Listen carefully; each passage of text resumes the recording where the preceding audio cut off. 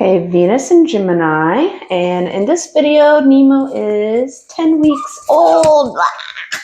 10 weeks old, if he'll let me hold him for a long period of time. So if you check out the other, especially the short versions of Venus in whatever the sign it is, you might take a peek as every week you're going to see him grow a little bit bigger because I started at 7 or 8, 9, 8, 9, and this is 10 for Gemini. So so what I love about Venus and Gemini people are they love intelligence. They're very charming. They love to learn all the time, or they have to be mentally stimulated all the time. Otherwise, they get bored really fast. And so they're kind of jumping and hopping around to the next thing that kind of stimulates their mind because they always want to learn and grow, which is, I say, always a good thing, always learning and growing. And especially if you're trying to learn to, you're learning about what you like and what you don't like in relationships and actually getting to know other people, which is actually a very good thing.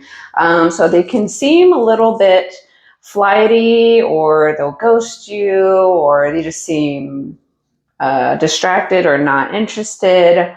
All of a sudden is because, well, they gotta have some kind of stimulus. If they're not able to find something of interest on their own, depending, of course, on their natal chart and where things are placed and all this stuff, they are always trying to learn and grow, and they kind of get more wooed by people who know how to talk and teach perhaps about anything that Gemini and Venus person is interested in, because we're all interested in different things, and perhaps the subject of interest or theme or mood that the person is in this sector or whatever, and then they learn enough about it to where it's like, oh yeah, I kind of get it now, and now they want to go fly into a different area. And it is a mutable air sign,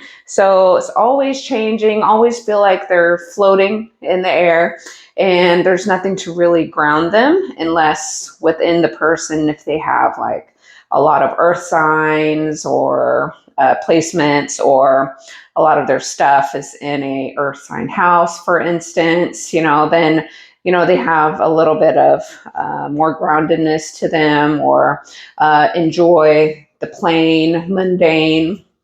But otherwise, if there's a lot of air sign in their chart, or perhaps like a mutable fire like Sagittarius or something like that, there's a lot more movement, distraction, needing to be stimulated all the time with this sign, And so it is really good if you or someone that you like is a Venus in Gemini, because they kind of know how to start conversations, keep a conversation going.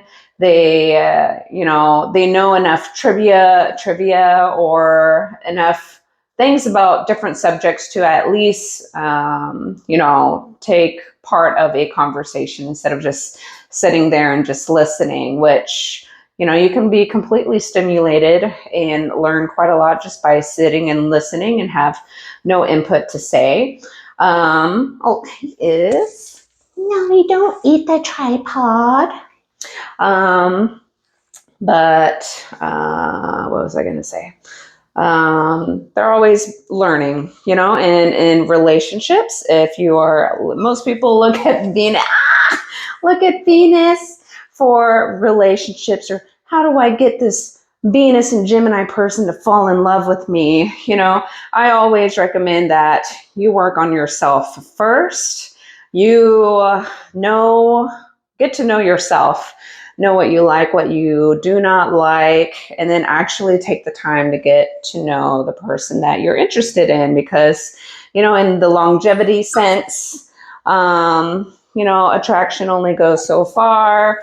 Your life path your life path and direction may not, be on the same plan. And so you can't ever force anyone to kind of go along with your plan. You have to work together and compromise and see if it makes sense to just keep continuing on to the next step. So I kind of think of Gemini as kind of like gossip, a little bit Gossip Girl or Bridgerton. If you know any of those series, like what's the scoop over here? And perhaps that is of interest to a Gemini and Venus sign. Maybe that is not the area of interest either, but for the sake of teaching and learning purposes, is kind of like what I picture as a Gemini energy, because Gemini represents like the people that are around you in your community or your neighborhood, or your close social groups, or your schoolmates, your neighbors, people that you see almost all the time at the gym or at the library, or, where people kind of gather in a small group. And it typically is a learning and teaching sign. Reading, writing, speaking, learning, comprehension, all of these type of things. It's also short distance travel, any kind of short distance travel in general. Like you may like to have a love for walking, skateboarding, bicycling, hiking, canoeing, all these things that kind of create some kind of travel from point A to point B that is somewhat short distance. You don't have to get on a flight and travel across to the other side of the world. That's more Sagittarian energy, or the opposite of Gemini. So they're similar but different, in different elements of the zodiac. So Gemini knows how to mingle, socialize with everyone. We know how to get to know various people. Hey, how are you? Or hey, who are you? I see you at the gym all the time. Nice shoes. Really charming. Or like, oh, blah, blah, blah, blah. There's a social gathering or whatever. Would you like to come? And very charming, personable. People tend to gravitate towards them and like them because they kind of put themselves out there and, trying to, just not afraid to be curious and get to know the various people who are around them. And then they kind of, in that way, they kind of get the pick of the litter, and sometimes, what they thought they wanted, they actually don't want after socializing with them, or, other people have crushes on them, or, it creates, in the community or the neighborhood or whatever it is, all these people like them because they're so charming and so likable, or, they're so aloof and in their own mind that they don't really chase anyone, especially Venus in Gemini females, that kind of creates this, they attract men who want to chase them and pin them down because they're so sociable, and they are able to kind of get a lot of people to kind of like them in a certain way, or kind of have a crush on them. And so, they're kind of seen as desirable, yet, you can't grab onto them or trap them, or, oh, this is mine, so it kind of creates this time, period of time to have like longingness, or like dreaming fantasy of like, oh, I wonder if my crush likes me. But there's like 20 different people all having a crush on the same person, and then, you can, not intentionally can create drama, or, like Venus and Gemini was talking to one person because they just love to socialize and talk and get to know people. And then someone who's like, wait, you talked to me yesterday. Like, I thought you liked me or whatever. And like, so it creates like all these triangles and jealousy things. And, like, oh, now I have to compete with this other person because you're talking to, that guy or girl or whatever. And now you seem like you've dumped me, and gone for someone else, so it can kind of create this kind of drama. It doesn't have to be, of course. Get him. But yes, that can happen. So kind of when I think of just Gemini or a lot of the air signs, oh my God, you do not want to be held. What's down there? Huh? What's down there? Don't you want to say hello? Oh, okay, fine. Then I forgot what I was going to say. But yeah, so Gemini and Venus people, their kind of love language is like mental stimulation all the time, or good conversation, or always having to learn about different things. It could be like a coping mechanism for you to feel loved and safe, is like, maybe this is not necessarily what a Venus and Gemini likes in other people. They can be, because I always say, like, your natal chart is kind of trying to describe yourself first, but we tend to attract people who mirror that energy, mirror or repel people, and sometimes it's for a short period of time and sometimes longer periods of time until it kind of fades or whatever.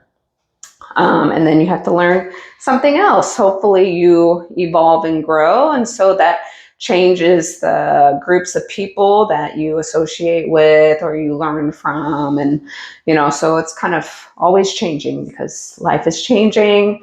The environment around us is always changing, maybe perhaps slowly, but it also changes, with technology and all this stuff. I was going to say, so sometimes the person can feel like their coping mechanism is they may believe that in order for other people to love them or like them, or be desired or not be rejected in any way, is to come off as someone who knows a lot. Like that is their crutch, like I need to know a lot in order for people to find me interesting. So it can come off as a coping mechanism. Doesn't have to be, of course, but it's like they're fascinated with all kinds of various information and trivia and stuff like that.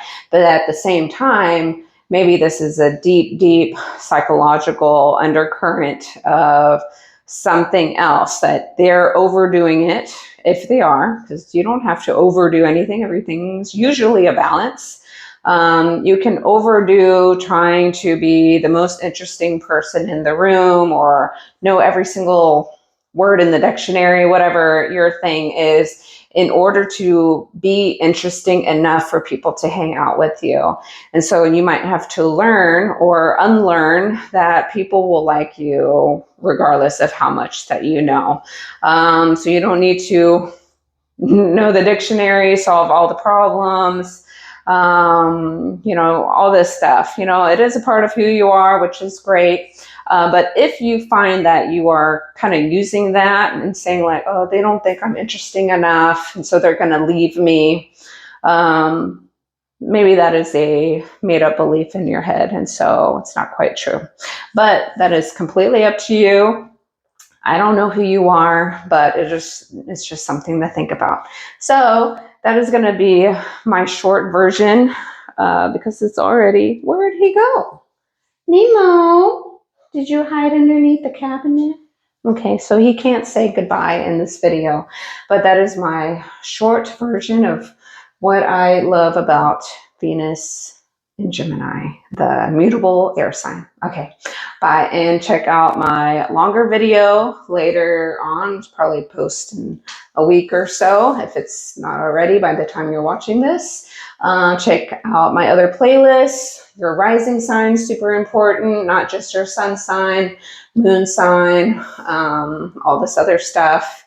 And my intro for the longer version is like an hour long describing what Venus really is. So, and it's a little bit mixed with psychology and stuff. I never remember what I say in videos, but hopefully it's informative or it taps into certain things that you might have not thought about.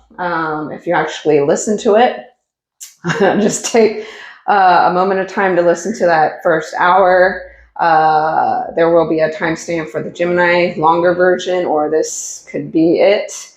And then you can take it from there. If you find something informative in that 1 hour intro and you're like, oh, I never thought about this before, and then that sparks something in your little brain or your big brain, and then you go research for something else to solve whatever issue you are going on, whatever is going on with you.